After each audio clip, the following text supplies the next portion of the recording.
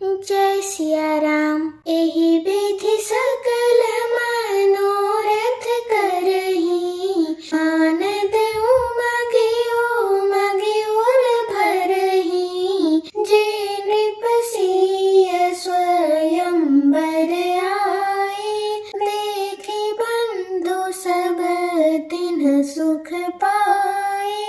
इस प्रकार सब मनोरथ कर रही हैं और हृदय को उमग उमग कर उत्साह पूर्वक आनंद से भर रही हैं। सीता जी के स्वयंवर में जो राजा आए थे, उन्होंने भी चारों भाइयों को देखकर सुख पाया। कहत राम जसु बिसद बिसाला, निज निज भवन गए महिपाला। गए बीति कछु दिन ही भांति, प्रमुदित पुर जन सकल बराती। श्री रामचंद्र जी का निर्मल और महान यश कहते हुए राजा लोग अपने अपने घर गए। इस प्रकार कुछ दिन बीत गए। जनकपुरवासी और बाराती सभी बड़े आनंदित हैं। मंगल मूल लगन दिनु आवा, हिम ऋतु अगहनु मासु सुहावा। ग्रह तिथि नखतु जोगु बरबारो, लगन सोधि विधि कीन्ह विचारो। मंगलों का मूल लग्न का दिन आ गया। हेमंत ऋतु और सुहावना अगहन का महीना था। ग्रह तिथि नक्षत्र योग और वार श्रेष्ठ थे। लग्न शोध कर ब्रह्मा जी ने उस पर विचार किया। पठलीनि नारद सन सोई, गनी जनक के गन कन जोई। सुनी सकल लोगन यह बाता, कहि ज्योतिषी आहि विधाता। और उस लग्न पत्रिका को नारद जी के हाथ जनक जी के यहाँ भेज दिया। जनक जी के ज्योतिषियों ने भी वही गणना कर रखी थी। जब सब लोगों ने यह बात सुनी, तब वे कहने लगे, यहाँ के ज्योतिषी भी ब्रह्मा ही हैं। धीनु थोरी बेला बिमल, सकल सुमंगल मूल। विप्रन कहिउ विदेह सन, जानि सगुन अनुकूल। निर्मल और सभी सुंदर मंगलों की मूल गोधूली की पवित्र बेला आ गई और अनुकूल शकुन होने लगे। यह जानकर ब्राह्मणों ने जनक जी से कहा, उपरोहित ही कहेउ नर नाहा, अब विलंब कर कारनु काहा।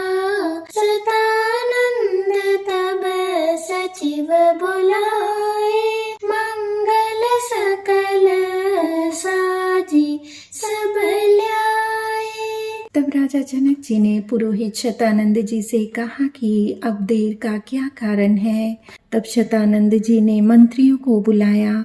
वे सब मंगल का सामान सजा कर ले आए। शंख निशान पानव बहु बाजे, मंगल कलश सगुन शुभ साजे। सुभग सुहासिनी गावहि गीता, करहि वेद धुनि विप्र पुनीता। शंख नगाड़े ढोल और बहुत से बाजे बजने लगे तथा मंगल कलश और शुभ शकुन की वस्तुएं दधी दुर्वा आदि सजाई गईं। सुंदर सुहागनी स्त्रियां गीत गा रही हैं और पवित्र ब्राह्मण वेद की ध्वनि कर रहे हैं। लीन चले सादर ही भांति, गए जहाँ जनवास बराती। कौशलपति कर देखी समाजो, अति लघु लागती नहीं सुर राजो। सब लोग इस प्रकार सरकार आदर पूर्वक बारात को लेने चले और जहाँ बारातियों का जनवासा था वहाँ गए। अवधपति दशरथ जी का समाज अर्थात वैभव देखकर उनको देवराज इंद्र भी बहुत ही तुच्छ लगने लगे।